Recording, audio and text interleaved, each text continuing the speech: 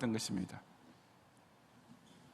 그는 야곱에게 하나님께서는 이스라엘, 하나님과 및 사람들과 겨루어 이겼다, 즉 사람의 모습으로 나타난 하나님과 씨름해서 이겼다는 뜻의 아주 멋진 새 이름을 주셨습니다.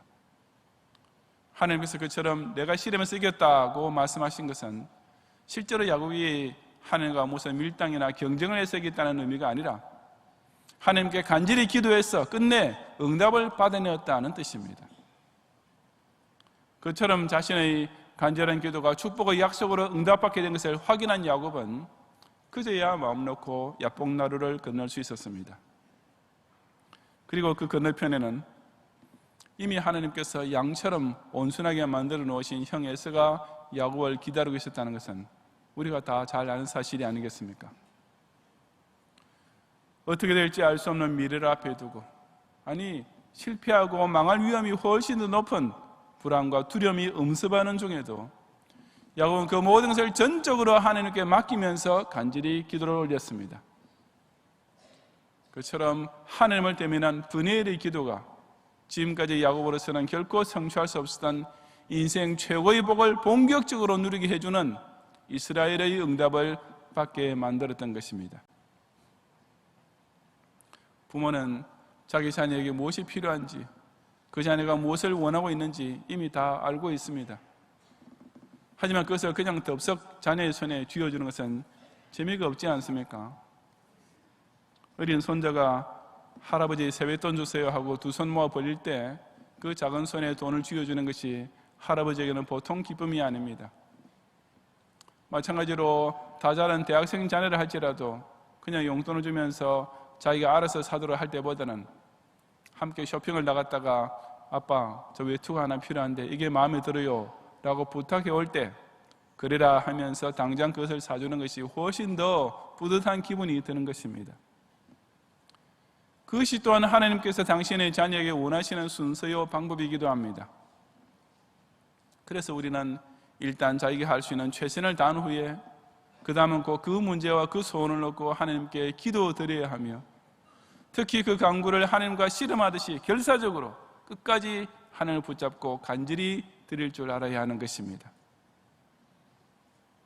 지난 한 해 동안 우리는 혹 야곱의 행세만 하지는 않았습니까?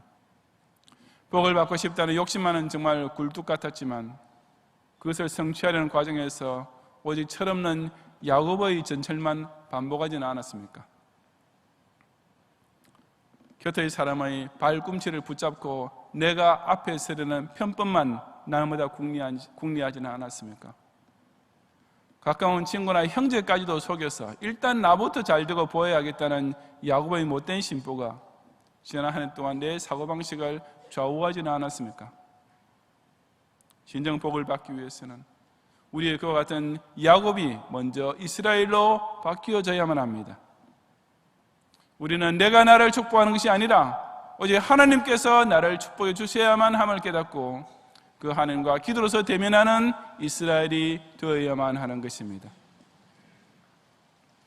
하지만 그저 하나님 이것저것 해 주십시오 라고 자기의 요구사항들만 차례로 한번 나열하고서 끝내는 것은 기도라고 할 수가 없습니다.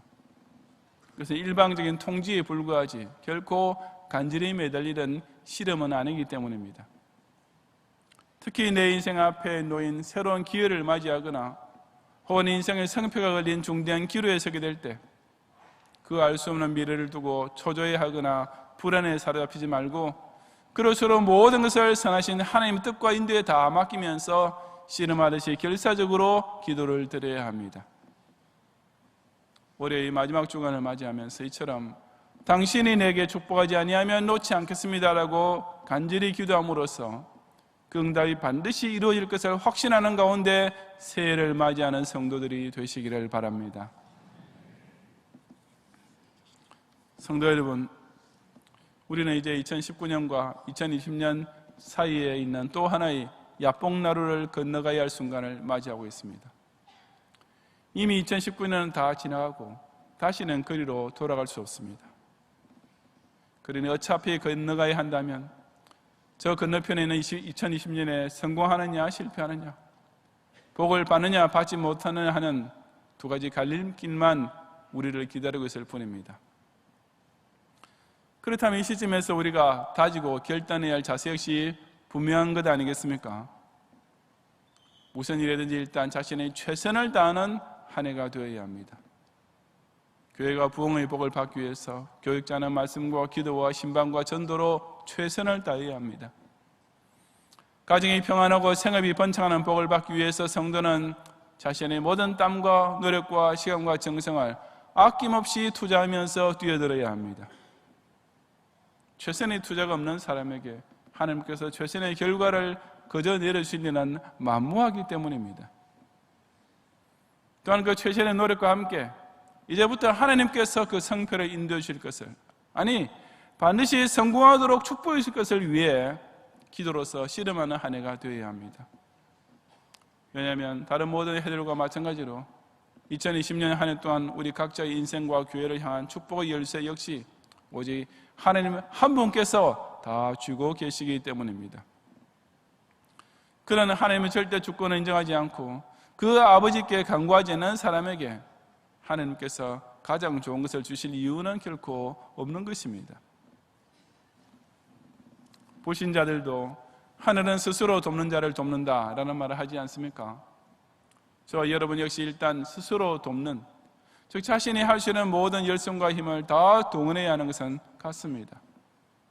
하지만 우리에게는 그보다 더 결정적인 사실, 곧 하늘이 아니라 살아계신 하나님이 그 사랑하시는 자녀를 반드시 도와주신다는 100% 성공 보장이 주어져 있는 것입니다. 이처럼 최선의 노력과 간절한 기도와 함께 2019년의 야뽕나루를 건너감으로써 저 2020년의 건너편에 하나님께서 이미 예배해 놓으신 분이엘의 형통과 복을 꼭 누리는 성도들이 되시기를 주님의 이름으로 축원합니다.